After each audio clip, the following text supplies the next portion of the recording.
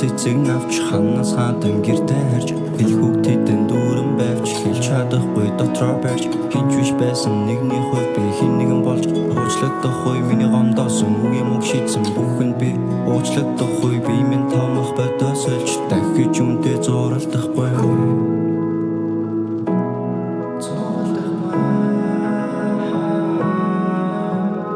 намайг сайхан гэж дуудах байх хэрэг миний зүрх хөрхөө түцэн ядахгүй хайрлан эндээс сүнс минь хөрхөө үзэглэн төгөлдөр түүний минь төрхөн хөрхөө намайг сайхан гэж дуудах байх хэрэг миний зүрх хөрхөө түцэн ядахгүй хайрлан эндээс сүнс минь хөрхөө